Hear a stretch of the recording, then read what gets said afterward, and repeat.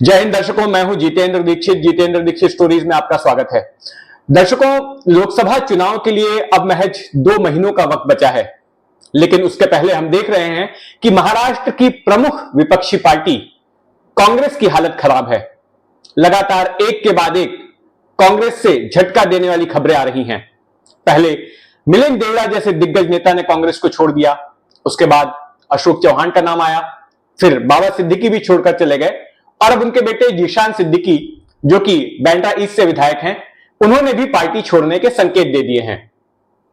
और बीते चंद सालों की अगर बात करें तो लगातार कांग्रेस के परफॉर्मेंस का ग्राफ महाराष्ट्र में गिरा है। तो कांग्रेस की ऐसी दुर्गति क्यों हो गई? आज कांग्रेस इस हाल में क्यों है? हम ये समझने की कोशिश करते हैं और ये हम समझेंगे एक ऐसे शख्स से जिन्होंने की अपनी जिंदगी के 40 साल कांग्रेस पार्टी को दिए, जो कांग्रेस में कई अहम पदों पर रहे और जब कांग्रेस की सरकार थी तो उस सरकार में गृह राज्य मंत्री भी थे। जी हां, हमारे साथ मौजूद हैं कृपा शंकर सिंह जी, जो अब बीजेपी में हैं, लेकिन एक पार्टी से बाहर निकलकर, यानी कि कांग्रेस से बाहर निकलकर अब ये कांग्रेस के बारे में क्या ऑब्जर्व करते हैं कि कांग्रेस ऐसी हालत में क्यों पहुंची, ये इन्हीं से समझते हैं। कृपा जी, जितेंद्र दीक्षित स्टोरीज में आपका स्वागत है।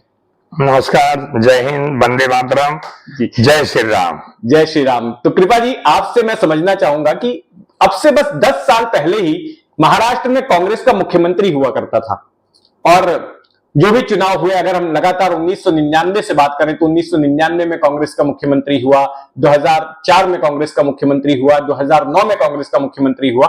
लेकिन आज हम देख रहे हैं कि जो 2019 के चुनाव हुए तो कांग्रेस चौथे नंबर की पार्टी बनकर उभरी। इतनी हालत खराब हो गई। और इसके बाद अगर लोकसभा की बात करें तो 48 में से सिर्फ एक ही सीट जीत पाई कांग्रेस पिछले चुनाव में। अब एक एक करके ऐसे नेता जो कि कांग्रेस पार्टी के स्तंभ माने जाते थे, जिनके बारे में कभी सोचा भी नहीं जा सकता था कि ये कांग्रेस को छोड़ सकते हैं, आज ऐसे लोग कांग्रेस को छोड़कर चले गए। तो आज ये हालत पार्टी की हुई है, उसके पीछे आप क्या कारण मानते हैं? क्यों कांग्रेस की इतनी दुर्गति हो गई? पहली बात तो मैं कांग्रेस जो है आर्टिकल 370 पे जब हटाया गया 5 अगस्त 2019 में, तो मैं घर पे टेलीविजन देख रहा था। जैसे आर्टिकल 370 हटाए जाने की घोषणा हुई, मेरे दिल इतना आनंदित हुआ कि पंडित जवाहरलाल नेहरू हमेशा कहा करते थे कि ये टेम्पररी है, अपनी मौत मरेगा।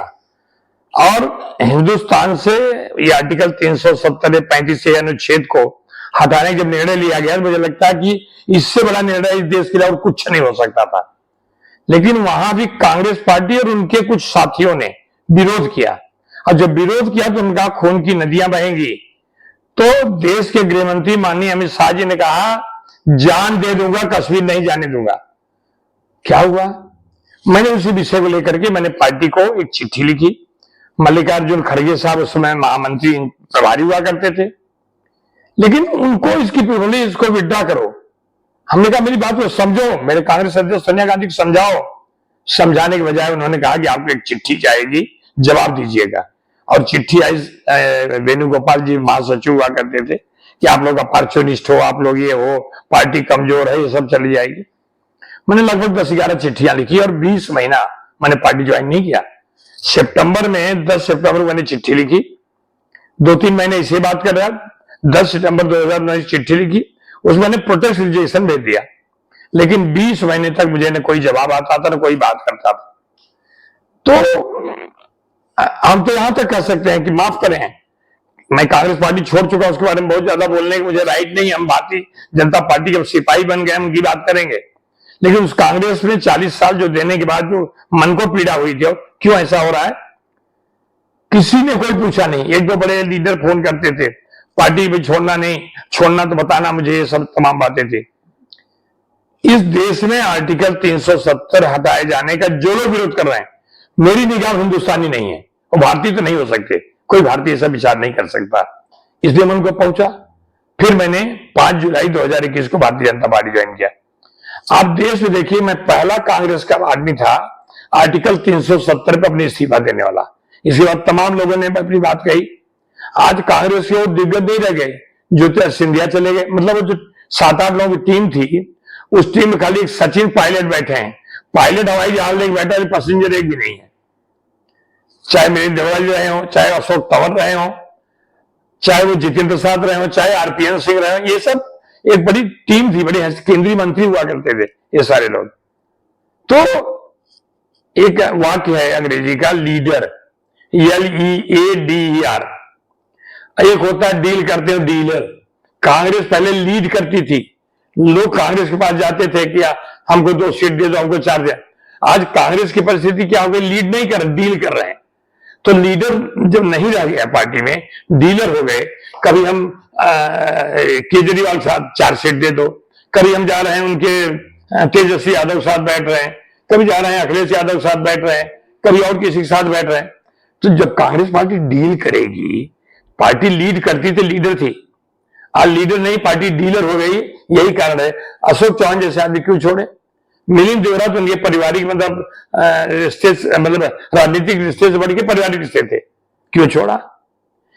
जब कोई पार्टी छोड़ने की बात करता है, चले जाओ कुछ नहीं होगा, निकल जाने के बाद यही कहते हैं क्या फर्क पड़ता है। आज भी जो वहां लीडरशिप है, आज भी जो लीडरशिप नहीं डीलरशिप जो है, वो डीलरशिप कैसे लोग बांट रहे हैं कुछ पता, यही एक पतन का कारण है।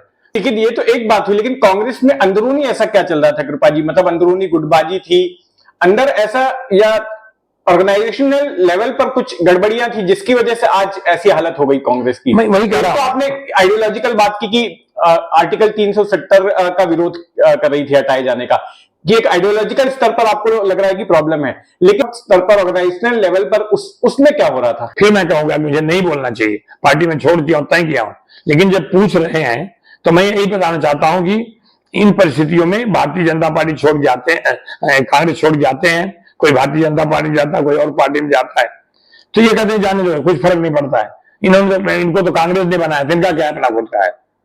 तो जो लोग काम करते थे उनको तुमने मतलब उससे घर का काम करने वाला कभी नाराज हो जाता, अपना गाड़ी का चालक नाराज हो जाता है, फिर भी वो तो अरे भाई क्यों चले गए, क्या हो गया, उससे पूछता है। यहाँ कोई किसी को पूछता उसता नहीं है, बस चल रही चलने दो, राम भरोसे बोलते हैं ना, वही राम भरोसे है। मतलब आपको लगता है कि एक जो आला कमान का जो एरोगेंस है वो इसके पीछे एक बड़ा कारण रहा है, उनका अहंकार और सबको टेकन फॉर ग्रांटेड लेना जो है बाकी के पार्टी के नेताओं को? मैं इतना ही कहूंगा कि अहंकार शब्द जो है, भगवान राम को अहंकार का ज्ञान था, भगवान राम को अहंकार का ज्ञान था, रावण को ज्ञान का अहंकार था, और कुछ फर्क नहीं है। लोग कहते हैं कि रावण बहुत बड़ा विद्वान था, वो बड़ी बात नहीं है। एक विद्वान रावण कैसे हो सकता है? आज रावणी प्रवृत्ति है, प्रवृत्ति, रावण कोई व्यक्ति नहीं है। रावण एक बहुत बड़ा विद्वान था, लेकिन रावणी जो प्रवृत्ति है, आपको प्रभु रामचंद्र की प्राण प्रतिष्ठा का निमंत्रण दिया जाता है, आप उन्हें ठुकरा दिया। अच्छा कृपा जी, एक सवाल यह है कि आप मुंबई में उत्तर भारतीय समुदाय के एक बड़ा चेहरा हैं, और अब बीजेपी ने, आपने जिस पार्टी को ज्वाइन किया है, उसने एक जिम्मेदारी दी है आपको कि मुंबई के उत्तर भारतीयों को बीजेपी के साथ जोड़ना है, और कई ऐसी लोकसभा की सीटें हैं जहां पर उत्तर भारतीय वोटर बड़ा ही निर्णायक भूमिका निभाते हैं, बड़ी निर्णायक भूमिका अदा करते हैं। तो ये बताइए कि आप किस तरह से आप उत्तर भारतीयों को पार्टी के साथ में जोड़ रहे हैं, क्योंकि हाल फिलहाल के सालों में देखें तो बीजेपी में इक्का दुक्का नामों को छोड़कर अगर मुंबई की बात करें तो कोई बड़ा चेहरा कभी शीर्ष पद पर जो है नहीं आया, कभी उसे कोई अहम पद नहीं दिया गया। विद्या ठाकुर का नाम लिया आपने भी, अब कैमरे पर नहीं, मैं आपसे कहना चाहता हूं, तो ऐसे में उत्तर भारतीयों को किस तरह से जोड़ेंगे आप पार्टी के साथ में? भारतीय जनता पार्टी में पिछली बार जो है मुंबई महानगर पालिका हो, या मतलब मीरा भाईंदर महानगर पालिका हो, या मतलब कल्याण हो, जहां जहां कुछ प्रयास अच्छे हुए थे, और उसकी वजह से कम मेरे ख्याल से 15 या 16 नगर सेवक उत्तर भारतीय हैं। आने वाले समय में कम से कम 50 उत्तर भारतीय आप देखेंगे भारतीय जनता पार्टी लड़ाएगी, और 227 में से 50 में से हम कहते हैं कि 2, 4, 5 कम हो जाए, नहीं सब चुन के आएंगे। सिर्फ संख्या का आधार नहीं, योग्यता है, सक्रियता है। आज कम से कम महाराष्ट्र विधानसभा में एक हमारी छोटी बहन है, विद्या ठाकुर एमएलए है, पहले पिछली बार एमएलए थी, सरकार नहीं बनी इसलिए मंत्री नहीं बन पाई, अब जो सरकार बनी अभी 10 मंत्री बनने हैं, कब कोई उत्तर भारतीय समाज का कोई न कोई मंत्री बनेगा, लोकसभा चुनाव आ रहा है। देवेंद्र फडणवीस जी जो हमारे यहाँ के नेता है, पूर्व मुख्यमंत्री हैं, आज उप मुख्यमंत्री हैं, उनको मैं देखा कि हमेशा उनको एक लगा रहता है कि लोगों को जोड़ने का, तो खास करके हिंदी भाषी उत्तर भारतीय, मीरठ और भाईंदर में लल्लन तिवारी जैसे एक व्यक्ति जो राजनीतिक नहीं थे, उनको जाकर के उन्होंने पार्टी में जुड़वाया। हम लोग जाते रहते हैं। अब यहाँ देखिए, मुंबई में एक जनरल सेक्रेटरी जो है संजय उपाध्याय, काफी सीनियर हैं, वो काम पे लगे हैं। अभी उत्तर भारतीय समाज के जो 2 अध्यक्ष मुंबई के अलग बने हैं, जयप्रकाश सिंह को यहाँ बनाया मुंबई में, और महाराष्ट्र में संजय पांडे को बनाया है। तो उत्तर भारतीय मतलब जो ये है अपनी विंग है, उत्तर भारतीय मोर्चा है, उसका मुझे प्रभारी बनाया, पूरे महाराष्ट्र का मोर्चे का प्रभारी बनाया। और भी बहुत पदाधिकारी हैं पार्टी में, जैसे एक मिश्रा करके हैं, विनोद मिश्रा कारपोरेटर हैं, राजन सिंह जी कांग्रेस पार्टी से बीच में आए, उनको विधान परिषद दिया गया। प्रयास अच्छा है, लेकिन जैसे मैं जब कांग्रेस छोड़ी थी तो 72 छोटे मोटे पदाधिकारी बंबई लेवल में रिजाइन कर दिए थे। अब उन लोगों को जोड़ना बाकी है, चल रहा प्रयास। तो अब क्या संदेश लेके आम उत्तर भारतीय जो मुंबई में रहने वाला है, उसको पार्टी की तरफ से क्या संदेश लेकर आप संदेश एक भी लेके जा रहा हूं कि आज भारतीय जनता पार्टी छोड़ करके, चाहे उत्तर प्रदेश के हम लोग आने वाले हैं, उत्तर प्रदेश देखिए 10 से 15% पलायन कम हुआ है। मनरेगा में जब कोरोना काल में मनरेगा में लोग गए तो 10% लोग नहीं लौटे हैं। हम एक जौनपुर उदाहरण बता दें, मेरे पास सबके नंबर है। ऐसे उत्तर प्रदेश में सरकार जिस ढंग चल रही है, देश की सरकार जिस ढंग चल रही है, उत्तर भारतीय समाज यही चाहता है कि कम से कम एक स्थिर सरकार तो है, उसके सामने अपनी बात तो कह सकते हैं। मैं यही लोगों के बीच जा रहा है कि आज उत्तर प्रदेश जिस ढंग से विकास हो रहा है, अपराध मुक्त उत्तर प्रदेश होगा, कभी सोचा नहीं था। सामान्य योगी आदित्यनाथ जी मुख्यमंत्री के रूप में और प्रधानमंत्री नरेंद्र मोदी जी का जो ब्लेसिंग आशीर्वाद है, वो पूरी तरह से इतना मिलता है। आज हम और आप जाते हैं तो कभी कभी बिजली आती थी, अरे बिजली कभी जाती नहीं। आप मतलब कृपा जी, जो उत्तर प्रदेश में बीजेपी काम कर रही है उसको शोकेस करके हम महाराष्ट्र में उत्तर भारतीयों को जोड़ना चाहते हैं। हाँ, नहीं, भरोसा इसीलिए है कि भारतीय जनता पार्टी ही कर सकती है। हमारा आपका जो भला है भारतीय जनता पार्टी ही कर सकती है। रह गया, दुर्भाग्य था कि इस बार नहीं बना, नहीं तो पिछली बार अमरजीत मिश्रा को कमेटी के चेयरमैन बनाए थे, राजनीतिक दर्जा दिए थे, संजय उपाध्याय जी भी दिए थे, ऐसे कई लोग कमेटी में डाला था, वो अपना आर.डी. यादव को भी उसमें रखे थे। तो ऐसा नहीं, सरकार में जहां जगह मिली तहां दिया गया।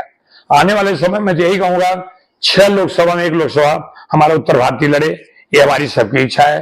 पार्टी इस पर गंभीरता से विचार करेगी, पूरा भरोसा है। और जब भी सरकार मतलब बनने की परिस्थिति आवे, सरकार बने, तो सरकार में उत्तर भारतीय समाज का प्रतिनिधित्व जरूर होगा, इतना मुझे भरोसा है जी। अच्छा, एक सवाल है राज ठाकरे को लेकर। इन दिनों खबरें आ रही हैं कि राज ठाकरे के साथ बीजेपी का किसी प्रकार का चुनावी अरेंजमेंट हो सकता है कि गठबंधन भी हो जाए। अभी हाल फिलहाल में आशीष शेलार ने मुलाकात की राज ठाकरे के साथ में, इससे पहले भी देवेंद्र फडणवीस और राज ठाकरे के बीच मुलाकात हो चुकी है। तो अगर राज ठाकरे बीजेपी के साथ आ जाते हैं तो क्या मुंबई के उत्तर भारतीयों को यह स्वीकार्य होगा? क्योंकि इससे पहले राज ठाकरे एक तरह से तमाम पार्टियों के लिए अनटचेबल माने जाते थे, क्योंकि उनकी एक छवि उत्तर भारतीय विरोधी बन गई थी। उन्होंने उनकी पार्टी के लोगों ने जब उन्होंने एमएनएस बनाई थी तो उत्तर भारतीयों पर हमले किए थे, उत्तर भारतीयों के खिलाफ राज ठाकरे ने काफी तीखे बयान भी दिए थे और एक वैसी छवि बन गई थी। हालांकि अब 2020 से राज ठाकरे ने हिंदुत्ववाद को अपना लिया है और अब वो मराठीवाद से आगे निकलकर हिंदुत्ववाद की बात करते हैं। तो क्या आपको लगता है कि जो मुंबई के उत्तर भारतीय हैं वो पुरानी बातों को भूल जाएंगे और ऐसे में बीजेपी का उनके साथ में आना जो है वो बीजेपी के लिए ठीक रहेगा? आप बताइए, जिस शिवसेना ने हमारे उत्तर भारतीय समाज को भैया ये हेट करते थे, मतलब जब भी होता था हमारे विरोध में करते थे, और कांग्रेस में रह करके हम उनका विरोध करते थे, राष्ट्रवादी के लोग अपने साथ होते थे, विरोध करते थे, आज वो इकट्ठे बैठ गए हैं। आज मुस्लिम समाज जिसको किन शब्दों से ठाकरे की जो शिवसेना थी अभी तो अलग हो गई है, किस ढंग से मतलब करते थे, आज इकट्ठे बैठे हैं। कांग्रेस, राष्ट्रवादी, शिवसेना एक साथ बैठते हैं। मुझे दुख इस बात का होता है कि वो पहले भी हमारे समाज के विरोधक थे, आज भी हैं, उनकी धारणा हमारे खिलाफ है।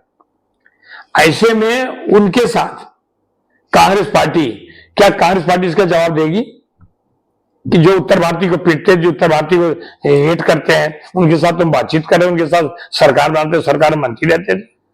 क्या कभी सोचा नहीं? उन मुसलमान समाज के लोगों जो प्रतिनिधित्व करते हैं जाके मंत्री बन गए, उनकी सरकार में कभी सोचा नहीं? तब कहां रह गया समाज का नेतृत्व करने वाले? मैं कभी कांग्रेस छोड़ता नहीं, मैंने कहा नहीं कि सुबह छोड़ा, ऐसे बहुत सारे लोग हैं। मिलिंद देवरा क्यों छोड़ता था? तो अगर हो सकता है कि कभी भाई मन परिवर्तन होता है, लोगों का अपना पश्चाताप होता है, ये मैंने नहीं ठीक किया, हिंदुत्व की राह पे जो चलेगा उसके साथ उत्तर भारतीय समाज है।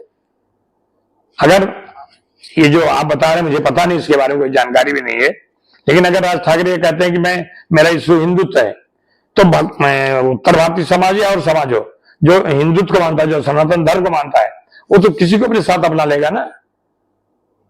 लेकिन पहले राज ठाकरे से कोई गठबंधन इसलिए नहीं करता था, नहीं जुड़ता था, क्योंकि पार्टियों को लगता था कि अगर यहां गठबंधन करेंगे तो इसका जो है असर यूपी बिहार की चुनावी पॉलिटिक्स पर पड़ेगा, वहां पर जो है गलत संदेश जाएगा। ये कांग्रेस पार्टी कहती थी, इसीलिए नहीं करती थी।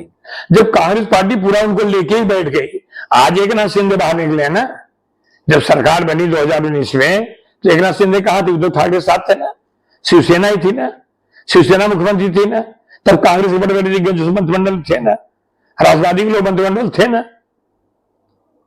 तब लोगों ने विचारों की बात नहीं की। इसलिए मैं राज ठाकरे के बारे में मुझे पता नहीं है, लेकिन कभी जैसे मैं भारतीय जनता पार्टी का विरोधक रहा, मैं विरोध में हमारी पॉलिसी थी, लेकिन एक समय से लगा मुझे कि नहीं, भारतीय जनता पार्टी देश को मतलब दिशा दे सकती है, भारतीय जनता पार्टी सब कर सकती है। अरे भगवान राम के बारे में मेरे जैसा भी तड़पता था। आप तो जानते थे जितेंद्र, मेरी पत्नी तो ऐसे रोती थी कि कभी कभी बोलती थी आप कांग्रेस छोड़ दे, मैं जान दे दूंगी, मतलब कि राम मंदिर नहीं बनना है। अब भगवान राम मंदिर बनेगा हम तो कभी सोचे नहीं, जिंदगी में सोचा था, मेरे जीते बन गए, आज वो देखने को मिल रहा है। तो मेरा जैसे आदमी का मन परिवर्तन हुआ 370 लेकर के। ऐसे अगर किसी को होता है, राज ठाकरे जी को लगता है कि नहीं भाई वो बातें ठीक नहीं थी, उस समय मैंने किया है, आज मैं हिंदुत्व की धारा में चलूंगा और हिंदुत्व का जो विषय है, हिंदुत्व जो विचार है उसके साथ रहेंगे, तो लोगों बोले भाई चलो साथ में चलो। बिल्कुल कृपा जी, तो देखते हैं आने वाले वक्त में क्या कुछ होता है इस दिशा में। हमसे बातचीत करने के लिए बहुत बहुत धन्यवाद। तो जुड़े रहें जितेंद्र दीक्षित स्टोरीज के साथ में, और अगर आपने अब तक इस चैनल को सब्सक्राइब नहीं किया है तो सब्सक्राइब कर लें। जय हिंद। नमस्कार, जय हिंद, जय श्री राम।